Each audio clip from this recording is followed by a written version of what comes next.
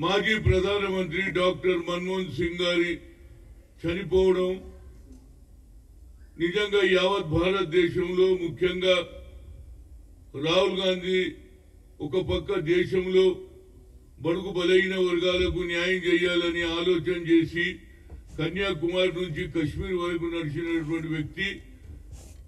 ఇదే సమయంలో మన్మోహన్ సింగ్ గారు 10 సంవత్సరాలు అంతకుముందు పివి నరసింహారావు గారి కేబినెట్ లో ఫైనాన్స్ మినిస్టర్ గా ఉండి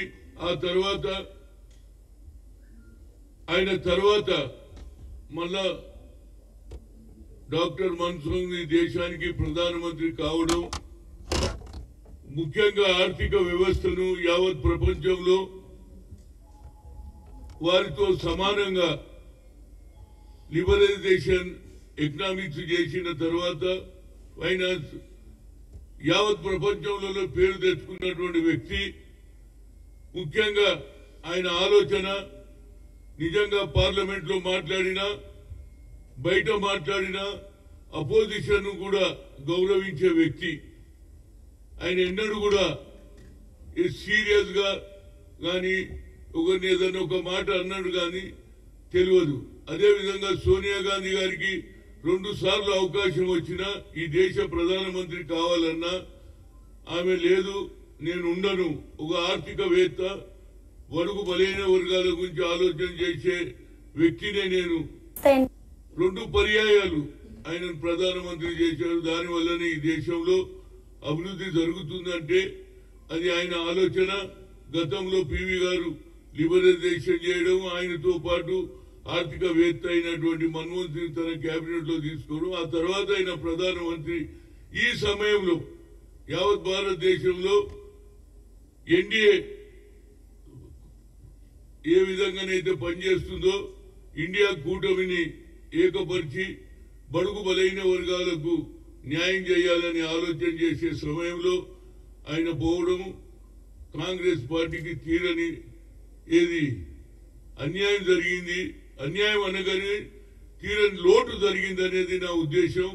ఏదైనా ఆయన తోటి నేను పనిచేసే అవకాశం వచ్చింది. ఓబీసీ ఎంపీస్ కన్వీనర్ గా 2 సార్లు ప్రధానమంత్రిని కలిసి ఓబీసీ ఇష్యూలో దేశంలో ఉన్న అన్ని పొలిటికల్ పార్టీస్ మద్దతు ఇచ్చింది.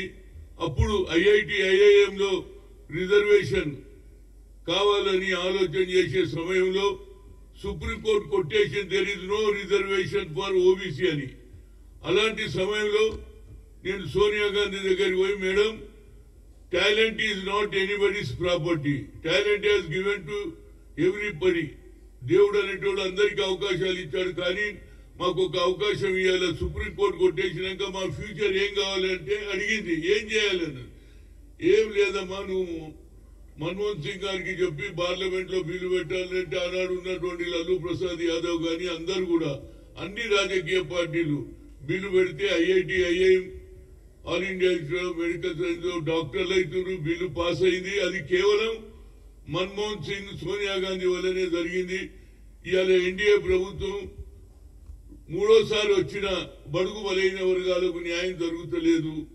కేవలం యూపీఏ పీరియడ్ లోనే జరిగింది, అది మన్మోహన్ సింగ్ పీరియడ్ లోనే జరిగింది. నిజంగా నాకు చాలా బాధ ఉన్నది అలాంటి వ్యక్తి లేకపోవడం.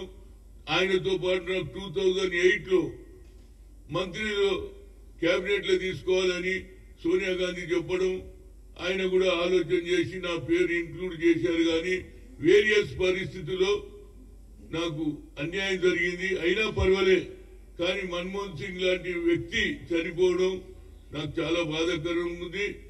ఎందుకంటే ఆయన దేశంలో ఒక మంచి ఆలోచన కలిగిన వ్యక్తి. నేను అనుకుంటా ప్రధానమంత్రి ఉండి అదే మామూలు మనిషిలాగానే సామాన్య సిటిజన్ గానే ఉన్నాడు, కానీ ఎప్పుడు ఆడంబరాలు చేయడమో లేకుంటే ఇవాళ రేపు ఏ ముఖ్యమంత్రి ఏ ప్రధానమంత్రి వచ్చినా వాళ్ళ ఆలోచనలు వేరు. ఇవాళ ఎన్డీఏ ప్రధానమంత్రి అయినటువంటి నరేంద్ర మోడీ ఒక్కసారి కూడా బీసీల గురించి ఆలోచన చేయలే ఈ 10 ఏళ్లలో. నేను ఆయనను కూడా కలిసిన 3 సార్లు. ఏది మా జనాభా ప్రాతిపదికంగా మాకు ఉన్న ఒక మినిస్ట్రీ సెపరేట్ మినిస్ట్రీ చేయాలి. అగ్రికల్చర్ ఉంటుంది, ఏది అడవులలో ఉన్న పుల్లుల లెక్క తెలుస్తుంది, కానీ మా లెక్క తెలియదని అన్న ఆయన పట్టించుకోలే.